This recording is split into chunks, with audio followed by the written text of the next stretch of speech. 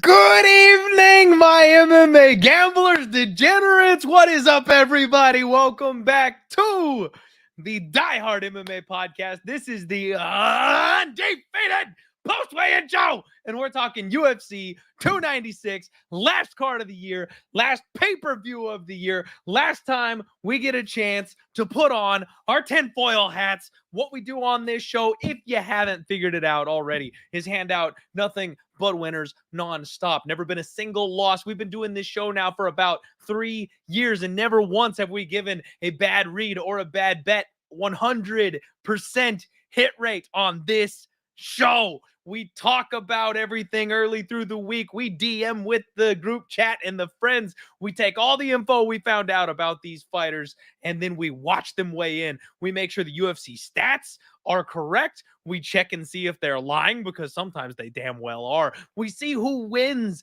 the mental edge with these face-offs, and then we come back to this show. We jump in the chat. We put all of our ingredients in the cauldron. We stir it up, and we come out with nothing but cash. That's what we do here. So welcome to a live edition of the Undefeated post-weigh-in show for the biggest card of the year. We've got some people in the chat. I see you all hanging out. We got UFC free bet picks, my guy from Instagram. We've got the Perp Show, viral video, truth teller in the house. We got Kevin Thomas, Mamba Rob. We got some people in the chat here. My guy D hanging out. What's up, everybody? Do me a favor, hit the like button. Let them all know what's going on, because we're rocking live here this evening. Oh boy, I can't wait. I can't wait. So as you all know, I've talked about it a couple of times. We're on the quest for 100 units. We are short by a little over 9. So we're rocking the 90-ish units ballpark right about now. Okay, so I need 9 units or more to lock in officially a 100 unit year. It would be the first time I've ever done that. Best gambling year I've ever had in my life. And I want that on my resume. I want that 100. I don't want a 98. I don't want to drop down to an 87. Like, those are phenomenal. I should be proud of those records, but I want the 100. I want it. I want the big kahuna.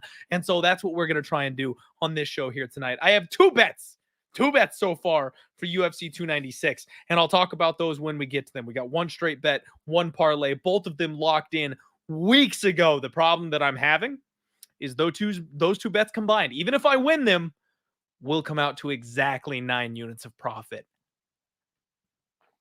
I don't know what to do with that. So I find myself in a very difficult situation, because I'm going to need at least 1 or 2 more bets to be able to break that 100 unit mark, even if everything goes perfectly. So I don't get I don't have the luxury of sitting on my laurels. I can't just sit back and let the victory come to me, picking my 2 favorite spots on the card. No. I got to go get it. I got to go after it. We've got to get some action going tonight. So let's get into this bad boy. All right. First fight of the night, you got Martin Buday taking on Shamil Gadzhiev. Obviously, Will lost a couple of fights this week, unfortunately. So we're kicking the evening off with heavyweights.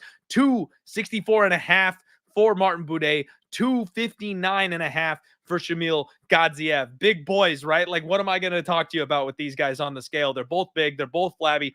Gadzhiev still looks like a bag of milk. I was hoping he would come in, be a little bit more in shape. Buday, you can start seeing the muscle. You know, he puts a flex up there and you're like, oh, that's a big boy under on that flab. Not so much with Gadzhiev. Like, he's just a big old flabby boy. These guys size up really well. You know, on UFC stats, they've got Gadzhiev listed as 1 inch taller than Martin Buday. But when they face off, it actually looks like Buday is the slightly taller one to me. Now, to be fair, The frame of Godziev does seem to be bigger, but he's got that short, stumpy neck thing going on, whereas Boudet kind of stretches. He's a little bit longer. So I actually think that Boudet is taller, but boy, was Godziev a big boy. Like they might be like really close to being as tall as each other, but I think Godziev has the bigger frame. He's much thicker. And that's concerning because I wanted to jump on Godziev early in the week. I wanted to be on the Godziev side here at plus money. And I hesitated and I waited and I was like, man, like Boudet really has done nothing but win so far in the UFC. And I'll take all of his UFC wins over the regional bums that Godziev is going ahead and beating out there. Talked with my guy Andrew from Superbook Sports. Obviously, we did the Sharp Action Report this week. Make sure you check that out here at Pub Sports Radio. Wonderful information there. But basically, he said that lots of bets coming in on Godziev, moving this number across the market, but none on their end that are sharp bets, not on their end that are respected bets. So this almost worries me as like an overcorrection where the bookies are like, Budai's the favorite. What are you people doing? So I'm kind of thinking myself in a circle on this one. And you know what happens when I do that and then I make a bet? I lose. I thought myself in a circle on this fight all week. The line has moved. I missed the value. I'm not getting involved. So I said dogger pass Godziev earlier in the week. I did. That was something that I put out there in the universe.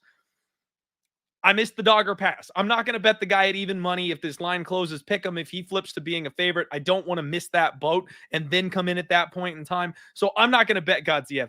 But damn, it would not surprise me at all if he just rolls through Boudet here in the first round, the way he's looking up there and these guys facing off. However, this would probably be a pretty good live bet spot because if Godziev does come out hot and fast the way he's used to on the regional scene and doesn't finish Boudet, we could get in live. We could absolutely take a plus money action spot on Boudet because this guy sets a 3-round pace. He punches his way back into fights. He's got those big old nasty knees. We know he's got grappling. He's got cardio. So I think this is a much better live spot than it is a pre-flop spot at this point. For the record, I think I'm going to pick Godziev. But keep an eye out for Boudet if there's a decent live bet opportunity here at some point in the evening. All right, Nonstop Philly in the house. We got William Munns, Jeff Bruno coming in here. How's everybody doing this evening? Wish Derek Carr was not my QB joined. I feel your pain, my friend. I played a whole bunch of fantasy football, best ball, like on DraftKings and Underdog and stuff like that. First time I've ever done any of that this year. And I really believed in the Derek Carr QB situation. So I have a lot of Derek Carr, and that is highly unfortunate because I'm in the playoffs in a couple of teams, and Derek Carr is the only quarterback I got left because all the other ones got hurt. So I'm relying on Derek Carr. It's terrifying. All right, next fight up. Lucas Almeida takes on Andre Touchy-Fili. Almeida 146. We got Fili 145 and a half. You've got Almeida, who really looks pumped up out there, man. He looked really good, good shape, good energy. Andre Fili, honestly, he looked a little bit rough. And one thing that was super weird was he had like this swelling thing under his eye. So it looked like he had a little bit of a tough cut. He's getting old. He's been around freaking forever. He's been up there. And then he kind of is not able to get over that hump, and now he's fighting guys that we're not sure if the UFC likes them or not. It's a weird situation for Andre Fili to be in here in this spot. The thing that really surprised me about this one, though, is when they faced off.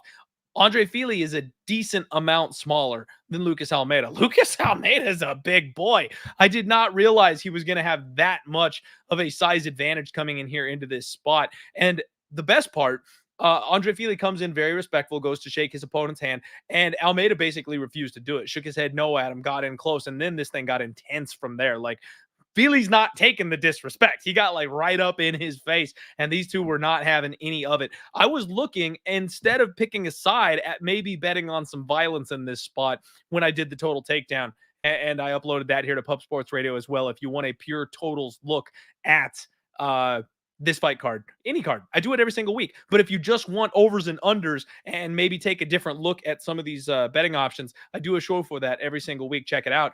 I talked about this under, and it's sitting at about minus 150 right now. Under 2.5, minus 150. I think that's the way to go. Andre Fili has been starting fast lately. In his last fight, he almost KO'd Nathaniel Wood. And a lot of fighters would probably not have been able to work their way back from that. So now Lucas Almeida is a guy that gets hurt in basically every single fight. And if he's able to rally, he comes back and he nukes his opponents further on down the stretch. But sometimes at the UFC level, you just can't come back from that, And so if Fili goes out there hard and fast, there's a chance he is able to end this guy. And then if he can't quite get that finish, I would not be shocked if the bigger, longer, apparently stronger man turns the tables on him and finishes him later on. So instead of picking a side, I think I'm going to go under. I will still stick with my pick of Andre Touchy-Fili. I kind of like the favorite here in this spot. Another one that I looked at early on, and if I had gotten the opener, if you got like the offshore opener where it was minus 130 or minus 135, something like that, I think Fili's the right side. I don't want to lay minus 180 on the guy. I don't want to lay a big chalky price tag with a guy that goes to split decisions every other fight.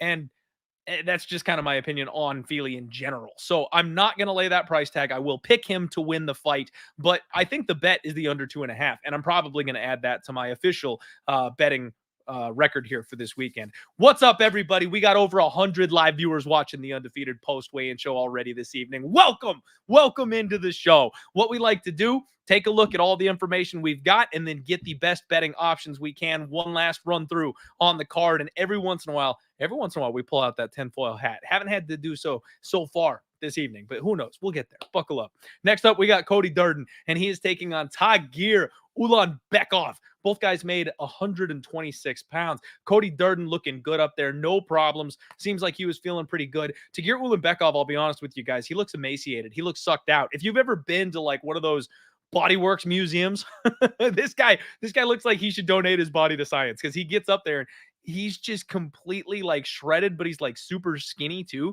So weird flex. I don't understand it, guys. So like when you flex, you're supposed to give the bicep room to like grow, but then these guys go up there and instead they do this. Like, I don't get that. Like, you're not showing anything. I don't see a damn thing. It doesn't make it. Okay, sorry. It doesn't make any sense to me. Rant over. Anyway, Tagir Ulanbekov has a decent size advantage here in this spot. I mean, pretty significant height advantage. Now, obviously, he's extremely skinny, like I mentioned, but that frame, that build, we've seen that be successful for MMA. We've seen these guys that are super tall, lanky, Israel Adesanya, like those obviously completely different styles as far as their fighting goes. But that's the blueprint. These guys that are super long and lanky, they learn how to use the leverage of that height against their opponents. Now, first one for the evening, ladies and gentlemen. The tinfoil cap goes right on there for you. Right after the face-offs happened. Immediately after. And now I only know this because I made friends with an enemy. Okay. I've done everything I can to be on the opposite side of Cody Durden. Did not believe in him. Didn't think he was going to go anywhere. Thought he was going to be kind of a throwaway for the UFC. And he's just beaten everybody they've put him in front of. He moved over to ATT, made a big deal out of that, trained his ass off. He is doing so much better these days after having made that move. So he is not what I thought he was. He's much better than I ever gave him credit for. And after he called me out on Twitter and we had a little back and forth, we made up. We're buddies now. It's all good between me and Cody Durden, and we followed each other. As soon as Cody Durden got off the scale today, he immediately is like, yo, what's up with that nasty staph infection that Tagir is rocking on his back? Tagir, at the ceremonial face-offs, he gets up there, he weighs in, walks over to his corner man, and immediately puts on a shirt. Usually when you got somebody doing that, it's a guy like me. It's your Mexican uncle who's putting on a t-shirt to go in the pool because we're too fat and we don't want to be in family pictures rolling around out there, okay? That's when you put a t-shirt on. Tagir's got nothing to show but abs. Why would he be putting a t-shirt on? Cody Durden tweets that he's got a nasty-ass staph infection on his back. Boys, I had said that I think I'm going to stay off this spot because if I've done nothing but bet against Cody Durden and then I flip sides and bet on him, he's going to lose. Like the second that I flip sides on it, I'm just going to mush everybody and we're all losing our Cody Durden bets. But if Tagir is hiding a staph infection, like I already have questions about this guy. I already think he's not quite the best. I already have picked Cody Durden to win this fight and was kind of doing everybody a service by staying off the money line here. But staph is one of the most draining things that you can have ever. And when these guys get it, some people take a long time to recover from it. Like maybe he can fight. Maybe he's in shape. His weight cut was looking a little rough to my eye before I knew about the staph infection. And now you want to go 15 hard minutes with a guy that can push a pace like Cody Durden? I don't know about that. I might have to take the plunge, ladies and gentlemen. I might have to jump in on Cody Durden. I really did pick him. I picked him as a live dog. I like him here this week. And I just was a little too scared to pull the trigger on it. But after hearing that, I may have to jump in there. William Munn's coming in with the question, wouldn't that cancel the fight? Only if the doctors deem it to be noteworthy. I got to tell you guys, we have seen fighters fight with staph infections more times than we can count. Like the Iron Turtle, 2-3 fights ago, he had a big one like on his chest. And if you remember, Kevin Lee did the same thing where he had a nasty ass staph infection. I think that was the Charles Oliveira fight. And it's obvious. You see it on the guy's skin when they get up there for weigh-ins and face-offs, but they hide it up until that point. And if nobody reports it, nobody says anything, a doctor doesn't call it out, they just let it go.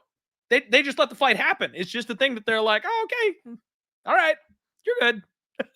So no, if it was a bad one, if he got hospitalized or something like that, then they'd pull the plug, but probably not before then. So yeah, I think they're probably going to let this one go. And that might be enough to push me over the edge from, saying I'm not going to mush you guys to absolutely mushing you. So Cody Durden, that plus 160 might be a look for me here this weekend. I'm going to finalize my card after the show here. I will tweet it out either this evening or first thing tomorrow morning. If you guys want that full betting card, follow me either on Twitter, X, or Instagram. That's where I'll post those for you guys. My guy Nonstop Philly in the chat saying, pull that trigger, clan. We got to trust the balls, don't we? Isn't that what it is, Nonstop? We got to make sure we trust the balls. Truth Teller saying that he is on Cody as well. Okay. Jeff Bruno, tinfoil hat. We are so back, baby. He's back. Motorboating son of a bitch. Let's go. All right, next up, we got Ariane Lipski. She takes on King Casey O'Neill. Lipski comes in at 126. O'Neill 125 on the dot. Ariane Lipski, no issues for her. She gave a very solid flex on the scales today. Looking good up there. Casey O'Neill, weird pose. She does the duck lips. Is that just her face? Like, I'm not trying to be disrespectful, but it looks like she's doing the duck lips up there. Now, I know she's got the high cheekbone thing, so when she gets a little sucked out for her weight cut, maybe it just makes her lips pop a little bit more. But when she's up there on the scale, it looks like she's doing this a little bit. So this is one where I had this fight kind of circled. I'm very interested in this fight. I'm very interested in Casey O'Neill. She captured the imaginations of MMA Twitter just immediately. I don't know what it was. She didn't grasp me the same way that she grasped everybody else, but everyone just seems to think that this girl is a stud right out the gates, and I was not sold. Since then, she's gone on to lose to my girl Roxanne Modafferi, and then they threw her in there with Jennifer Maia off of an ACL, and I didn't understand that, and she lost that fight as well. So I'm like waiting for that moment that I believe in Casey O'Neill as much as the rest of the world does it. It just hasn't quite happened yet. Now in this spot though, she weighs in and holy shit is she all business. Like King Casey gets up there, pauses for like 3 seconds on the scale, and then marches straight into the face of Ariane Lipski. I mean, just drilled herself right all up into her business. This was a intense, hard stare down between these two women. And what I'll tell you guys, I've decided I'm going to do at the very bare minimum, I'm betting Casey O'Neill by knockout. Now, Ariane Lipski is somebody who I've made cases for and against many times. I've bet on her. I've bet against her. We've had success on both sides of that coin.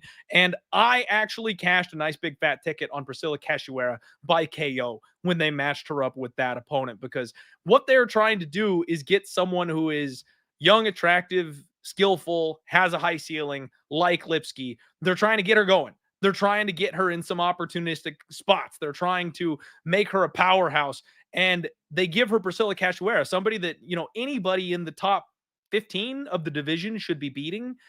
And she walks right into a punch and gets KO'd. Now, that was a year ago. She's made big improvements since then. But I thought she lost the Gatto fight, if we're being honest. And now I am biased. I did have a bet on Melissa Gatto that night. But, realistically, I thought she lost that fight. It was a split. It was close. That's fine. JJ Aldrich is nothing to hang your hat on. Mandy Bohm is no longer with the company. So she's 3-3 in her last 6.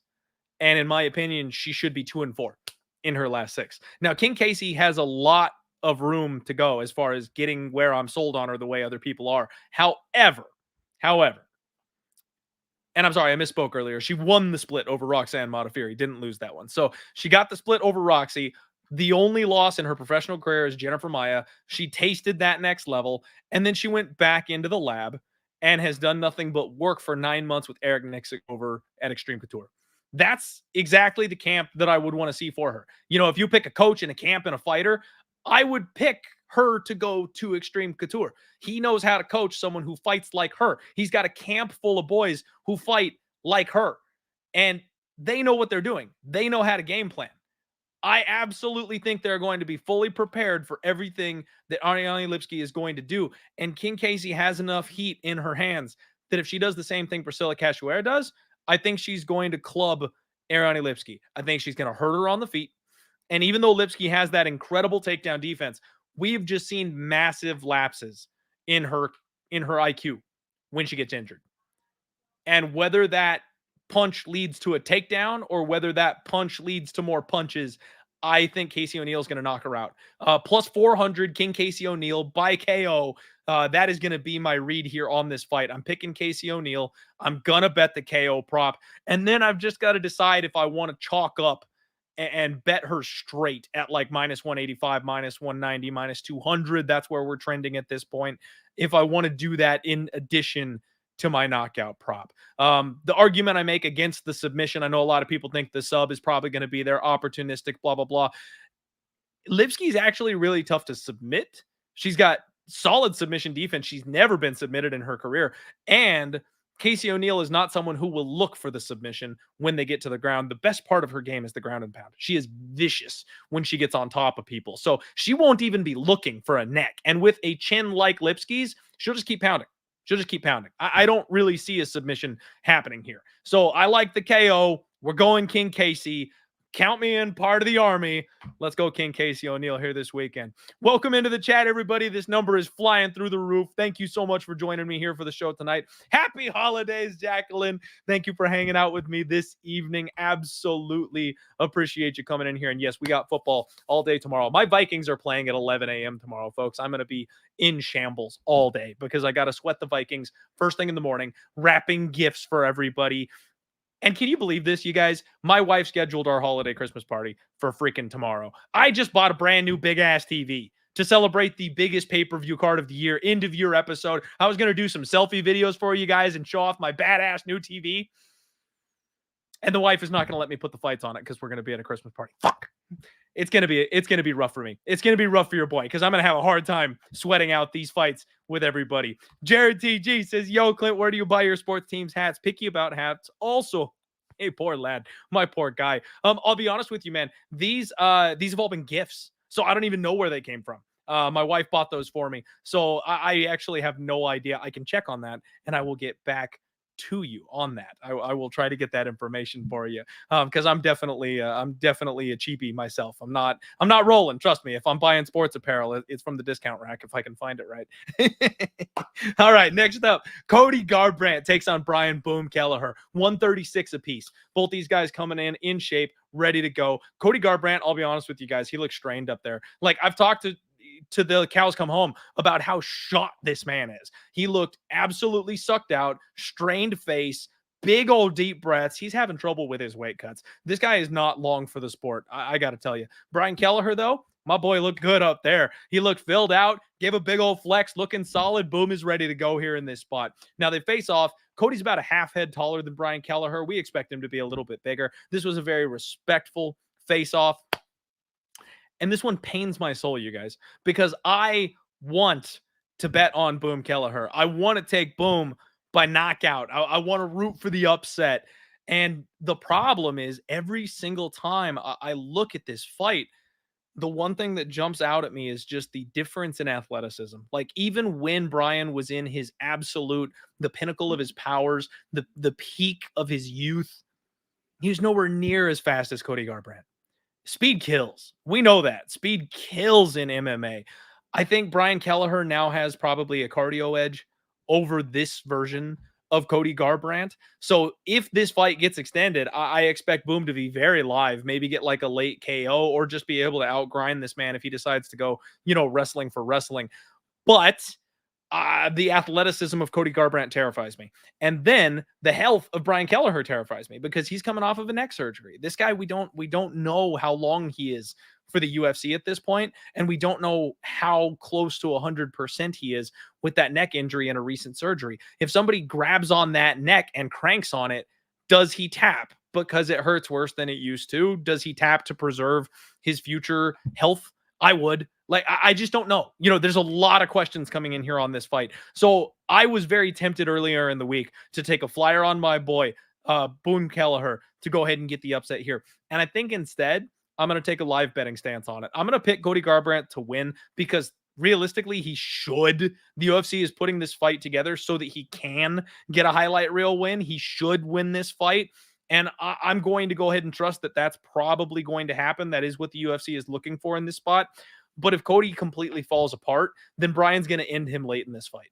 And that's what I'll be looking for. If Cody cannot get those positions on Brian Kelleher, if he can't hurt him, if he can't knock him out, if he doesn't get the finish early, in between the first and second rounds, maybe mid-second round, we're going to look to pull the trigger on Boone Kelleher at a much, much bigger number here. But the thing that I'm going to probably sprinkle and take a flyer on, and I know you guys are just going to call me insane for this, I've talked about it before, Garbrandt by sub.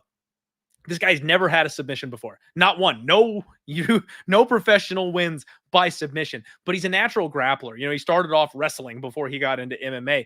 And they all know that Brian Kelleher gives up his back. That's been the Achilles heel of my boy. 8 losses by sub his entire career. He always loses in a scramble, gives up his back, tries to stand up too quick. And if a guy who is more athletic, who is longer, who is faster, decides, I want to protect this glass jaw of mine, what's the best way to do that?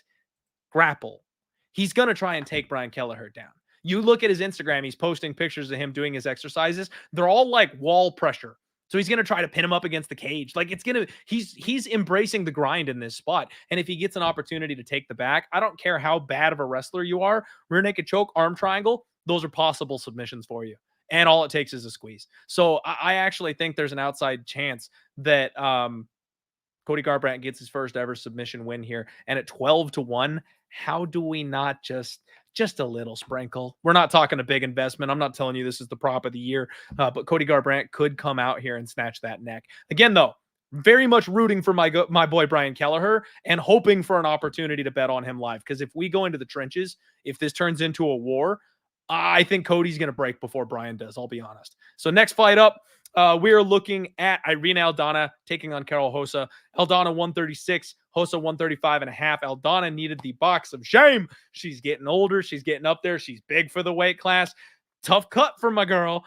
So not too surprised there. Very sucked out and pale looking. She's another one with those high cheekbones, though. So her face looks worse with the weight cut than most people would. That's pretty normal for her just because of the way her face is constructed. Karol Rosa, though, relaxed. No issues. Looked really good up there. And then when they face off, Rosa was the intense one. She stepped in. She got close. This was a good stare down. Aldana is taller, but the UFC stats would lead you to believe that she's got like 4 inches on Karol Rosa. It's like 2 inches max, maybe. Karol Rosa is much bigger than I was led to believe based on the stats and things of that nature. This is another dogger pass spot for me. I've been tempted to bet Karol Rosa all week. She's about plus 150 as of the timing of this show. And I'm having such a hard time with it because last week I went 0 for 2 on women's MMA.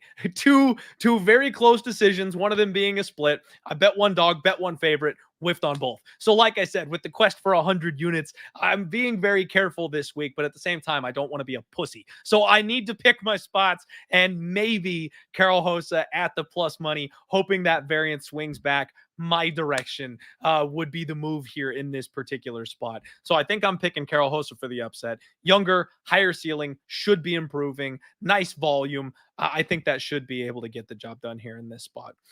Chris in here coming out saying Knockout City. I guess we're talking about the last fight there. William agreeing me that the surgery absolutely is scary. And Jared asking if the over is sneaky or have I lost my damn mind. Honestly, I lean under. I really do, because I think Brian Kelleher is probably going to go for broke. He knows he can touch this guy's chin. And then I think that Cody has opportunities to finish early in the fight as well. And I think he has opportunities to get finished once he gets tired. So, like, I like the under, but my guy Andrew from Superbook Sports said that the only respected bet that they got was on the over 2.5. So you're not alone and you're not crazy. I lean the other way myself, but God, good luck if you bet the total there on that one. Um, call me saying that Clint looks like Godziev. I do. I know my daddy Ben Rothwell. He's not in the UFC anymore, so maybe we'll go with Godziev. But dear God, my beard wishes it grew up to be Godziev's beard. That beard is like full thickness, man. I can't get there. I've tried. And Aaron saying Cody by Calf Slicer. Yeah, that's the one he's gonna go for. Like it's not gonna be the meat and potatoes type of subs. He's gonna come out here and suddenly look like Chase Hooper hitting these kind of crazy ass submissions off of his back. He's been in the lab, I guess. All right. Next up, Dustin Jacoby. He takes on Alonzo Menifield. Both guys came in at 204.5. Dustin Jacoby looked phenomenal. He looks great. Gave a big old flex. And honestly, boys, he is focused. Boys and girls, ladies and gentlemen. I'm saying boys because even if you're one of the ladies, you're one of my boys. Even if you're something in the middle, you're one of my boys because you're watching the show. So if I say boys, please don't take offense. I'm talking to all of you. Next, yeah. So Alonzo Menifield, you guys know me. Jacked, absolutely jacked. This man is a pile of muscle. Somehow, no problem on the scale today. Looked totally fine. Doesn't have an issue with the weight cut. And you know what I forget? Every single damn time that Dustin Jacoby fights, I forget how fucking big this guy is. These guys face off, and he's got like a full head taller than Alonzo Menifield. And Alonzo Menifield, it makes sense. He's got all that muscle. There's no way you could be that tall, have all that muscle, and still make this weight class. He'd be a heavyweight. So he is much shorter, much stockier, and they have matched him up with much shorter, much stockier opponents. And that's how he's gotten to this point. Now he's taking on a guy who's way bigger than him, way more technical than him. He'll be able to keep the range, better footwork. I love Dustin Jacoby in this spot. Absolutely love him here. He's a big favorite. He's knocking on the door of minus 300 at this point. But for me, I think he's a parlay piece. I think he's going to knock Menifield out. Now, I do enjoy that Menifield tried to cosplay as Angie Overkill Hill today. He was rocking like the fro mohawk today up there, and it did look pretty epic. I'm not gonna lie, but that's not gonna save him. That's not gonna save him from Dustin Jacoby. He's also a Factory X guy, so he's gonna be gearing up and ready to go. A couple of Factory X Muay Thai guys here on this card tonight. So yeah, I like Dustin Jacoby. I like him a lot. We're seeing that gym get back on track, and I think this guy is gonna have no problem getting over the hill of Alonzo Menifield. Just avoid getting nuked in the first round. That's all he's got to do. Don't throw spinning back fists like Paul Craig did 4 times in a row, and you'll be fine. We've got Sarah in the house. Happy holidays. Happy holidays, Sarah. Happy holidays to everybody out there. Thank you guys for spending the last fight card with me. Very, very much appreciate it. Magic asking, congrats on the big screen. What size? I went big, baby. So I will tell you guys, we have not bought a TV in a long time. It's been a long time. So we've got this big ass wall in our living room, tons of open space, and it has just always felt empty to me because there's so much white around the damn TV that you can't help but notice. It's a decent sized TV, but you're like, fuck, it feels small just because it's on this giant white ass wall. And I've been talking about getting a TV, especially at like Black Friday, stuff like that, for like 4 years in a row. And this year, with the way the betting has gone for me. Now, you guys know I'm having that 100 unit year. I'll be completely honest with you. So last year I had the worst betting year of my life. So I'm in the hole 70 units from last year, barely hung on to what was left of my bankroll, and we're rebuilding it here this year. But I actually pulled some of that out. Not once, twice this year. I used some of the gambling funds with the wins that I had to pay off some family debt. We got into some trouble. My wife's car needed to get fixed, not once, twice. My dog tried to die on us. He went to the emergency room. We had hospital bills. So like we had all this life stuff going on. And I actually was going to save this for like the end of year recap. I'll probably say it again, but since you asked, Magic, I got to tell you. So we pulled some of that money out from my gambling to pay off the credit card so that we stayed above water with the debt, especially going into the holidays. And that, I mean, just such a massive relief to be able to, with my gambling, pay off real life debt. It felt so amazing. And my wife sits back and goes, babe, like, you've been talking about a TV for years. We keep not doing it. Let's get you the TV this year. So like, you know, all the hard work I'm doing with the podcast and you know, producing side sources of income, stuff like that, supporting the family. She was like, babe, we got to get you the TV. This is the year. Like, you've done so much. It's gone so well. You've sacrificed so much. Let's get you the damn TV. We got a 75 incher, Magic.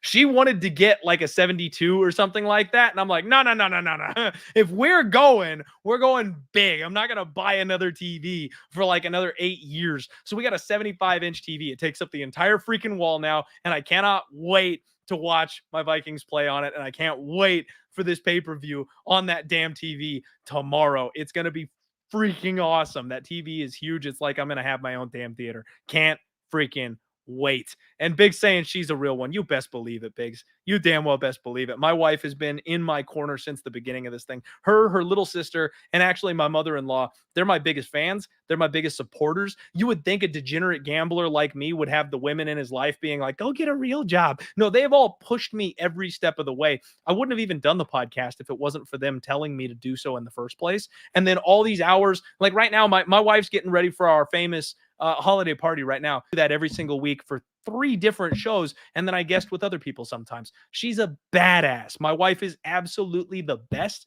and I couldn't do this without her, you guys. So seriously, shout out to the diehard queen, because she is the best. All right, let's get back on track, though. Enough swooning about my gorgeous redheaded wife. We've got fights to talk about and money to make. Of course, she's a redhead. You should have known that before you asked. Next up, we got Josh Emmett, and he takes on Bryce Mitchell. Thug Nasty coming in here on short notice to fill in. Josh Emmett, 146. Bryce Mitchell, 145.5. Emmett looks like death on the scales. You know what, though? He's another one of these guys that I have a hard time classifying because he just looks terrible every single week. He looks god-awful on the scales. He's almost 40 years old. He's a pile of muscle. He's just this short, stocky, like got this giant rounded out chest. Like, it's a struggle for him to make weight. And at 38 years old, it's got to be even harder for him to make weight. He always performs well. He's one of these guys that you can't knock him for a bad weight cut because he looks like that every damn time. And then he goes out there and puts a show on. So I can't even say that we can count that against him. Bryce Mitchell, though, honestly, he looked like he had a bit of a rough cut too. Now, kind of the same thing with Bryce. You can't question his cardio. The only time he's ever had a problem was when he was sick and fighting Ilia Topuria. Combination of 2 things for that fight to go the way that it did. But you really can't say a damn thing about him. He's always got cardio. He's always got pace. He's only been finished the one time. He did try to walk off the stage like immediately and looked a little pale up there, but don't you worry. They'll rehydrate him up and he'll be just fine. In fact, he looked pretty damn good at the ceremonials. These guys size up really well, but I got something for you. When Bryce Mitchell went up for the ceremonial face-offs, he kicked his shoes off. So he was barefoot and still a little bit taller than Josh Emmett, who is wearing those like kicked up 1-inch padding type of UFC shoes that they're trying to push, those ugly ass red ones. So Emmett's wearing big old puffy shoes. Bryce Mitchell is not, and Mitchell is still a little bit taller than him. So just so you guys know, in the cage tomorrow, Mitchell's going to look a whole hell of a lot bigger than he looked when they did the face-offs because that height advantage. It's there. You just couldn't tell because of the feet. So I like Bryce Mitchell in this spot. Absolutely hate betting against Josh Emmett. I've been such a fan of his for so damn long. I love that guy. I wanted him to get his flowers. I wanted him to get his title shot. I was hoping that he'd have the opportunity to get gold wrapped around his waist the way Michael Bisping did at the end of his career. Ain't going to happen. It's just not going to happen. And now you've got maybe the worst stylistic matchup for him possible. He's got sketchy takedown defense, and he hasn't even fought that many wrestlers. So because he's got rough takedown defense and he hasn't fought very many wrestlers, he's taking on the wrestler of all wrestlers, the pressure cooker of this weight class. I think he's in trouble. Whether he just gets grounded on and grinded out for 15 straight minutes and Bryce Mitchell gets a decision win like he usually does, or, later in your career, you're 40 years old, you start being a little slow, you start making a couple mistakes. He could get caught by something here, guys. He really could. He absolutely could get caught in this spot by a younger fighter who's out there looking for finishes. So Bryce Mitchell, he's got that nasty submission offense. And I talked about this before. Every once in a while, you'll get a grappler who will pin someone in a spot that they just can't quite get out of, and they pound them to hell. So what happens if he gets back mounted? What happens if he can't get Bryce off of his back and he just gets hipped down on because he's a little too old? His strength has come down by like 1% and he can't quite put up that much of a fight. The ref might pull him off. Bryce Mitchell might get his first knockout this weekend via ground and pound, obviously not standing. But that guy's got farm strength. He hits really freaking hard. You don't notice it because he clubs people and then taps them out. But He does hit really damn hard. And I don't want Bryce Mitchell to ever have a microphone ever again. His post-fight speeches are so hard to get through, but I do think he's going to win this fight. I'm not sure if I'm going to parlay him up or what I'm going to do exactly. He's about a minus 240 favorite at this point. He opened up a little bit more reasonably, and again, it's just people are kind of seeing what I'm seeing. The money's coming in on Thug Nasty, so he is going to be the favorite here, a decent-sized favorite by the time this fight kicks off. So I do think he probably belongs in the chalky parlays at least a little bit, but I think Bryce goes ahead and gets another win. Northinder here agreeing with me. Fender Jazz also saying, yeah, the Stevens changed his trajectory. It probably did. I mean, literally shattered his face that time. That was a problem. Eric saying the flat earth post speech incoming. It probably is, my man. I wonder if he's going to bring a Bible in there with him this time or not. I mean, I'm not knocking on the Bible, folks. I'm not knocking on the Bible. I am knocking on the flat earth though. All right. So moving right along, the next fight that we want to talk to you about here. We're getting down to the good stuff, folks. Last couple fights here. Tony Ferguson takes on Paddy the Baddy. Both guys made 155 and a half. Tony Ferguson did not blink up there. He's getting into that skinny strong stance, that stage of his life where the muscle has all kind of come off and he's trying to get it back, but he's just super skinny and thinned out. Paddy Pimblett, dead eyes up there. He gave a big flex. He did smile at the very end. Somebody cracked a joke or asked him to smile or something, and he flashed a smile. So he's okay, but it looked like he had a bit of a tough cut as well. He's a big dude, and we know how he blows up in the offseason. So it's a rough cut for Paddy. We all know that. But I mean, Paddy looks bigger to me. It looks like they're roughly the same height, but Paddy's just thicker. You know what I mean? Like he's young, he's filled out, he's got more muscle on his frame. Tony's a tall, long, lanky guy. He always has been his whole career. So these two size up really, really well. And I'm sorry, folks. I know this is not a hot take. There's no tinfoil cap here. I can't make an argument for Tony Ferguson. I've done it time and time and time again. Tony Ferguson has become my newest Sam Alvey, where every single fight recently, I said, okay, this is the buy low. I bet on him against Michael Chandler. This is the buy low. I bet on him against Nate Diaz. Finally learned my lesson after that one. And I did not bet on him against Bobby Green, but damn, I wanted to. Good thing I didn't, because he got finished in that fight too. If you're getting finished by Nate Diaz and Bobby Green in years 2022 and 2023, like, buddy, it's the end of the line. And now he's taking on Paddy the Baddy. And while I don't think that Paddy is what everybody thought he was going to be, at the end of the day, one thing that we've got to kind of look back at is that we are kind of prejudging Paddy a little bit here. He's still only 28 years old. He's got a mountain of experience. He's very athletic. He's big. He's strong. He's a great grappler. His striking is a work in progress, but he's strong. He hits hard. All the pieces of the puzzle are there. I don't think Paddy's ever going to be a champion. I really don't. But they brought him in too hot.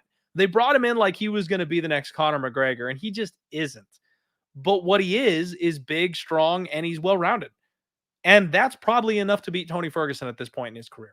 So I absolutely think that we're all holding hands with Dana White in our summoning circle. We are sacrificing Tony Ferguson to the altar of UK MMA. We're going to go ahead and get Paddy the Baddy, a big notable name on his record. And this man is more fragile at this stage of his career than Jared Gordon is. I think Paddy's going to finish him. I really think Paddy's going to finish Tony. And it is under 2.5, minus 130. So if you want to play that and hope and pray that Tony Ferguson pulls one last rabbit out of the hat. He was talking about elbowing him and dicing him up, get that cut stoppage. You know, if that's what you're looking for, play the under 2.5. You can also get Paddy inside the distance at roughly even money here. And I don't mind that. It does worry me just a little bit that went from even money to plus 110 over at DraftKings. It's a very public book, so them offering you a couple extra points on that does me, that makes me wonder just a little bit if they think that's probably not going to happen. But I think Paddy's probably a parlay piece at this point. Again, I can't get to Tony here. I get it. Smarter people than me are taking that flyer on Tony, but I've already done it 2 or 3 times and lost my money. I'm not doing it here. If I'm doing anything, it's parlaying up Paddy the Baddy, or it's taking Paddy inside the distance. That's all I got for you.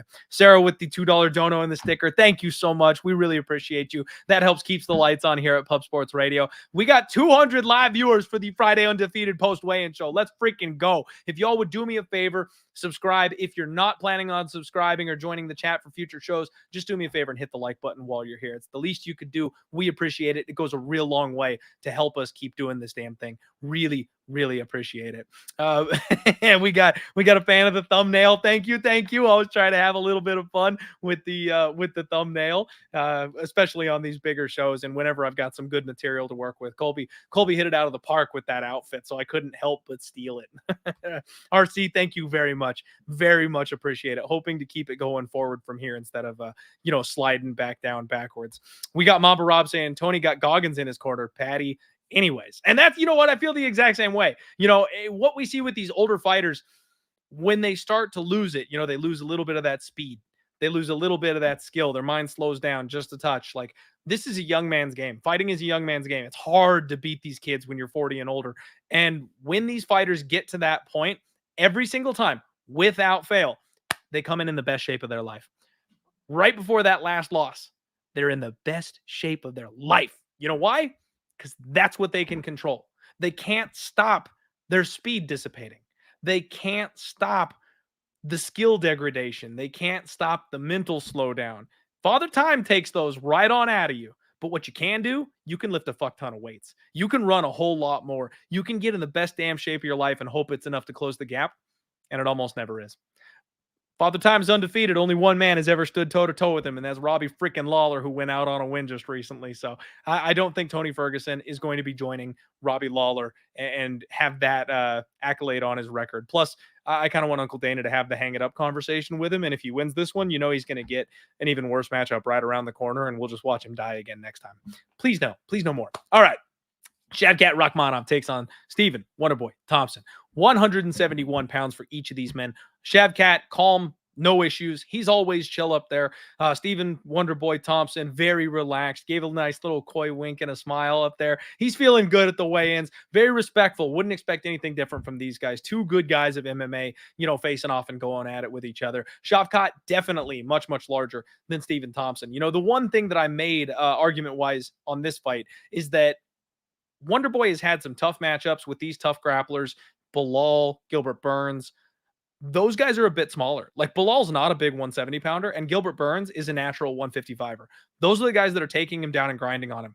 A lot of people are saying like his takedown defense is probably good enough to stuff Shavkat. Shavkat's got a full head on him. This guy is a big 170 pounder. He's not just a 170 pounder. He's a big 170 pounder. And I think that's going to be a problem, because if he's got that grappling edge, which we know he does, and Wonderboy can get grinded on by guys that are smaller than him, I absolutely think Shavkat's going to be able to do the same thing. Now, is he going to be more aggressive? Yes. Yes, he is. So I am in the camp of Shavkat Rakhmonov by finish. I really am. Wonderboy, he's a wonderful story. He's a great guy. We love to see him. I wish he had some things go better his way in his career. But at this stage, he just can't ever defend the wrestling aspect of the game well enough to keep it in his realm. If you stand toe-to-toe with him and give him the option to go ahead and kickbox with you, he's still one of the best in the world. He can still crack just about anybody. But I don't think Shavkat's going to do that. And if Wonderboy can't get him off him, then he's going to end up on the ground. And whether it's ground and pound or a sub, he's going to end up getting finished. And it's that simple for me. Shavkat's a big favorite. I know this is,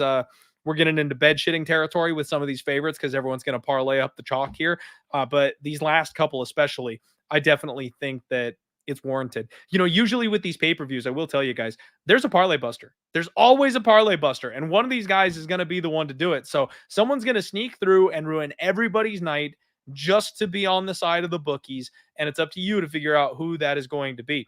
And it's tough this week because the guys that are fighting should win. You know what I mean? Like, all the analysis points in the direction. It is tough to make an argument for a dog. Maybe you could have made the argument for Vicente Luque with Ian Gary maybe coming in a little too hot, a little too quick, not quite being ready for that level of competition.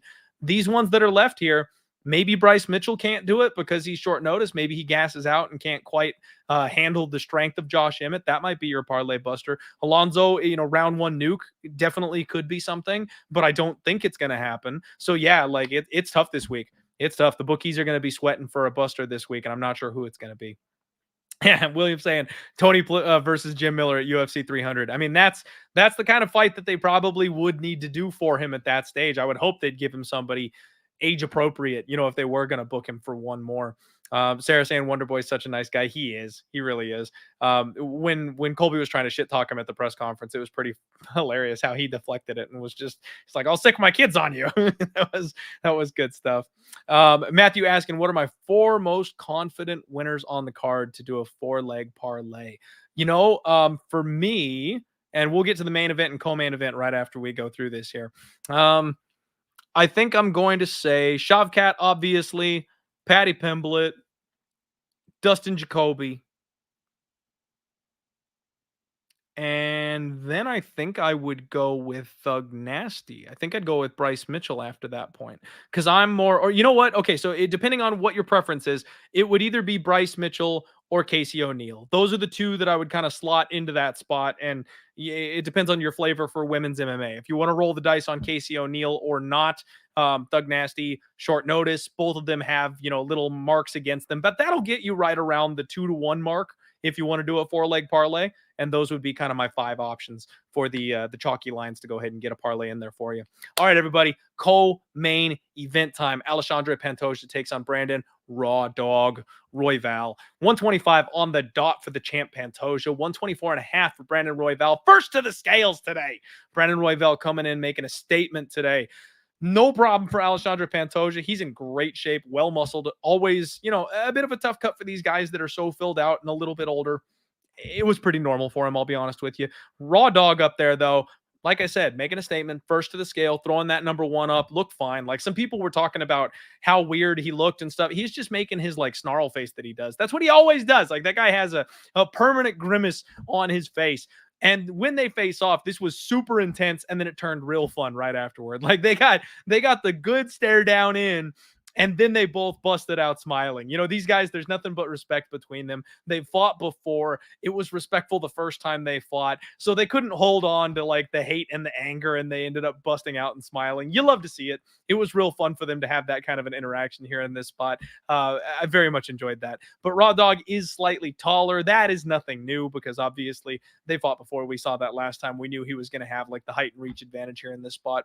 So it is what it is.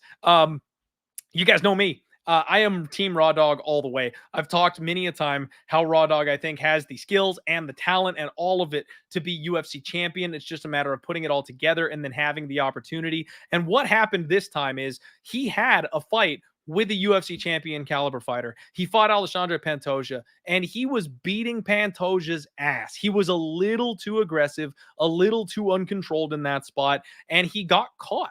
He got caught by the championship fighter who took a very opportunistic sub attempt and locked it up when he made a mistake. And since then, Raw Dog has been on a tear. He's looked incredible. He's looked still chaotic, but just a little bit more refined. He doesn't quite put himself in the same dangerous spots constantly as he used to. And again, it's just a hair. He dialed back the aggression by like 1. If he was at an 11 before, he's like at a 9 right now. He learned what it felt like to be in the cage with a championship caliber fighter in the UFC. And I think he's taken that and he's developed himself to make sure he was at that level. And I like him here. I took a bet on him 3 units at plus 200 right when this line dropped weeks ago. I tweeted it out. I tried to remind everybody a couple of times, and I had some people mocking me because they were like, oh man, didn't you see the first fight? He's just going to get finished again. You should have waited. It's going to be plus 300 by fight time. And he's all the way down to like plus 160 now. He dropped all the way down to plus 140 a little bit earlier on in the week. And there has been a little buyback on the champion. That's to be expected. That makes sense to me. But I definitely think there's still some meat on the bone. I think this thing should be closer to a pick 'em. I like the cardio. I like the pace. I like the offensive finishing ability. And I think that Pantoja is a guy that has been bullied a couple times before. His cardio has been a little suspect before. And I think this is a spot where Royval can pull that out of him yet again. And if he just avoids that slip up, if he avoids that mistake, if he protects his neck, I think he wins this fight. I got Raw Dog and New. I think he's the parlay buster this week. I think Raw Dog is the guy that's going to come out here and get it done. I hope you got in with me at the good number if you agree with me and if you like this spot for Royval. That's what we're going with. And frankly, I think it's a late finish. I think it's like rounds 3, 4, and 5 where he's going to get it done. I think the pace is going to get to the champion, and I think that Brandon is going to start with a slightly lesser pace to get the evening going. The total on this one is set at 2.5, and I find the over 2.5 extremely interesting because I don't see Pantoja starting with a flying knee. I don't see him coming out and being more aggressive. I think they're both going to try and play chess a little bit. They respect each other's skill sets. They're going to wait and see what adjustments the opponent has made. And I think one of the adjustments Royval has made is that he's ever so slightly more controlled, which is going to extend this fight. So I do think it gets up and over that 2.5. And I think that it's going to be like a round 3, 4, or 5 finish for Brandon Royval. I would not be surprised if he just kind of cooks Pantoja. And once Pantoja slows down and gets a little tired, Royval is going to be the fresher man. I called for the KO earlier on in my breakdown. That's the way I thought this was going to go, is that he was going to go ahead and knock out Pantoja. However, since having that read and looking into this fight, Raw Dog in an interview said he wants it back. You know, the way he lost to Pantoja the first time around was he got tapped out. And I have a hard time picking Pantoja to lose by sub. He's such a high-level jiu-jitsu player. He's a big-time black belt, and that's arguably the highest level strength of his skill set is his grappling. He's never been knocked out. He's never been submitted, so calling a finish for him is hard enough as is, but calling a finish by sub is something that I think is difficult. But if Raw Dog is everything I think he is, I think he probably could do it.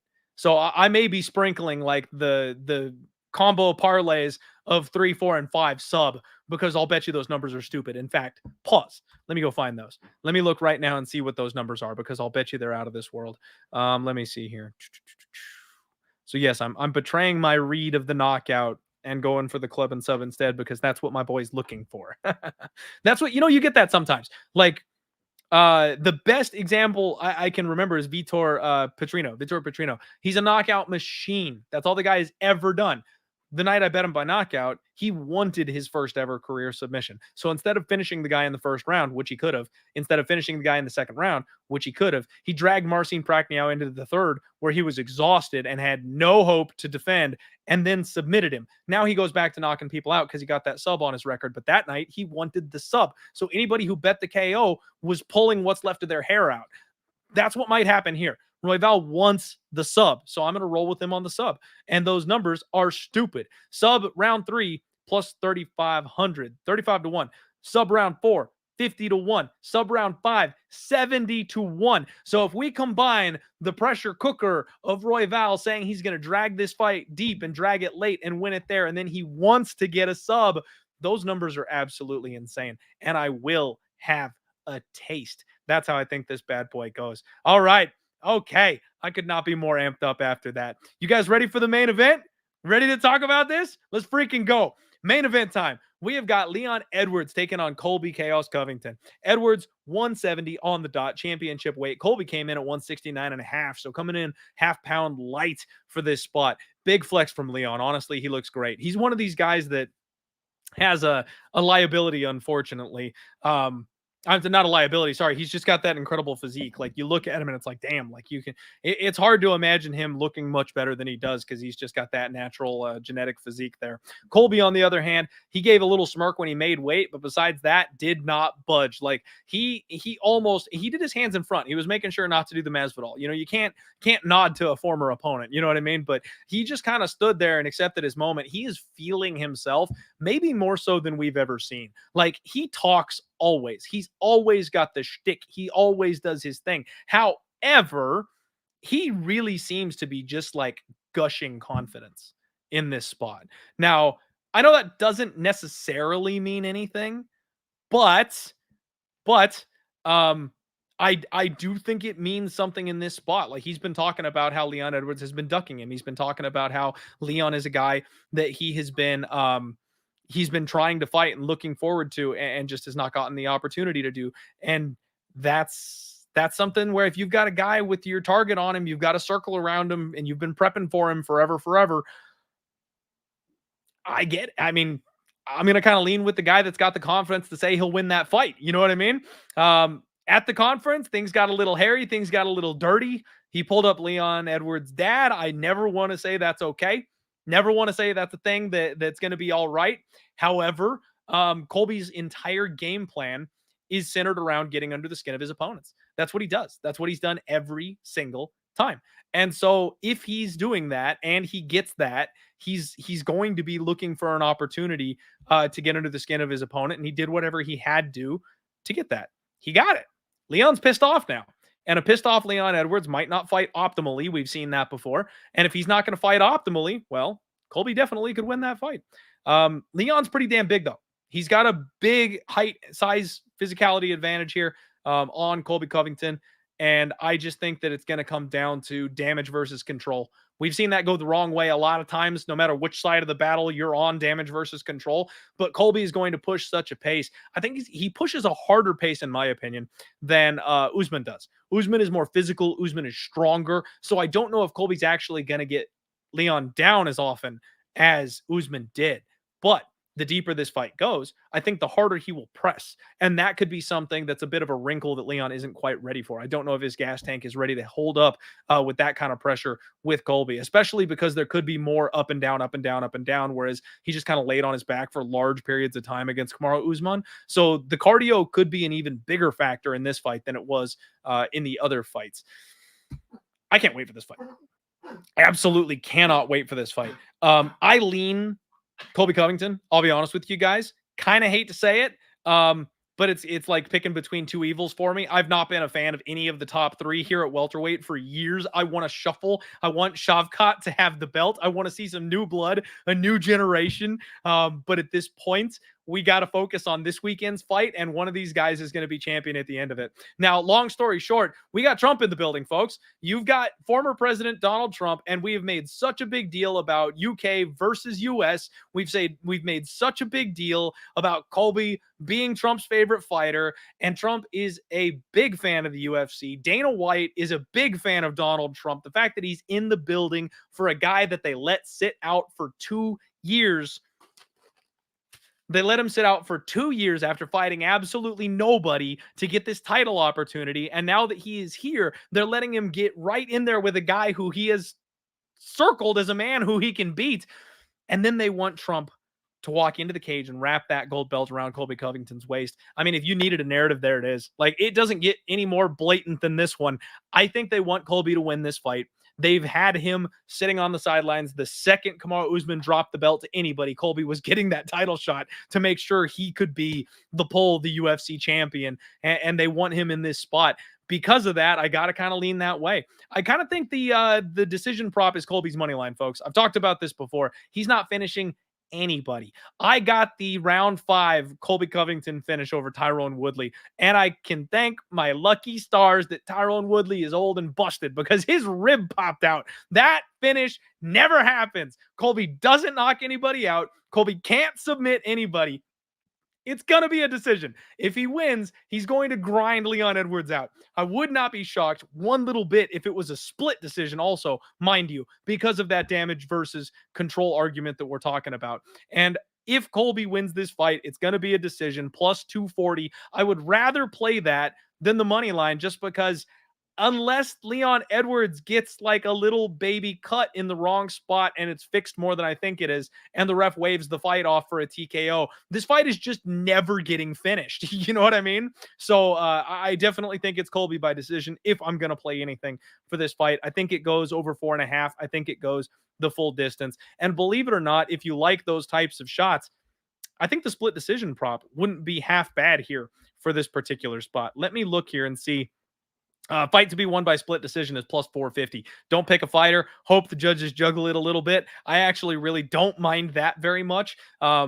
It could very well be a greasy split decision type of situation. And then what is Colby by split? That's what I want to know. Covington by split is 9-1. So yeah, Colby by decision plus 240.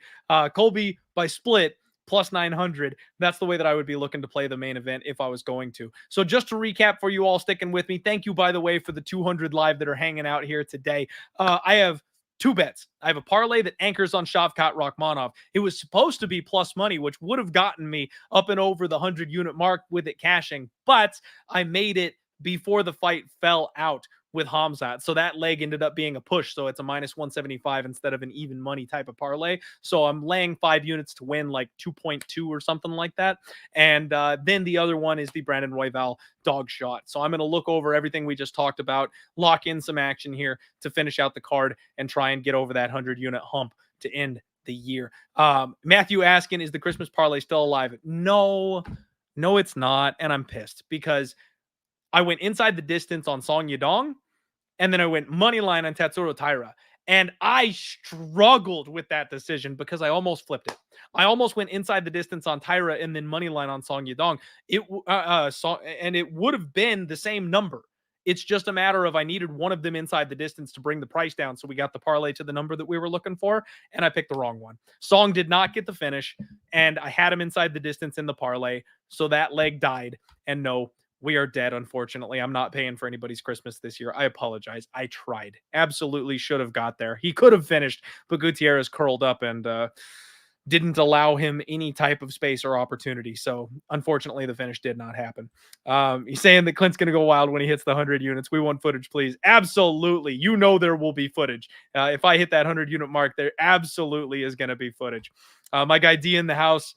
Glad to hear you getting the 75-inch TV. You deserve it. Appreciate you, my guy. Always being there, the love and the support. D, you are the man. Really appreciate you. And yeah, Christopher saying I heard the dog bark. He did. He let out a little one there. So Colby Covington endorsed by none other than my boy Link.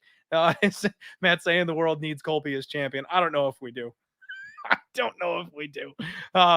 Man, Mama asking, what about the press conference? O'Malley, the next Adam 22. Man, that press conference was brutal. Like, Sean Strickland has always been an absolute madman. He really has always been like an insane person. But at that press conference, boy, the belt gave him like some super confidence because he is even more aggressive now as the champion than he was before. So I know he's controversial. I know he's a guy that's going to get after it like that. But damn, he really was going after everybody at that press conference. So he's feeling himself as the champion. Can't wait to see that fight. Absolutely can't wait to watch that fight. All right, everybody. That'll about do it. Thank you all for being here this evening. Really appreciate the love and support. Hit the like button on your way out if you don't mind. I'm going to send you out one last time. Have a wonderful day tomorrow. Enjoy, absorb this moment because we got one last pay-per-view, one last fight card to last us for like 4 freaking weeks. I'm going to do my very best to bring you some other content during that time. I'm scratching my brain. I'm going to get a couple shows done together. So we'll still have some podcast episodes for you guys to listen to over the break. I won't abandon you and leave you cold in the winter month. But then we'll be back in January, of course, full bore, nice guest list. We're going to have all your favorites back on the Die Hard MMA podcast. And hopefully we're all celebrating a 100 unit year in the year of our Lord 2023 come Saturday. Good luck on all your degenerate action, everybody. I wish you nothing but the best. Be healthy. Be safe. Let's roll.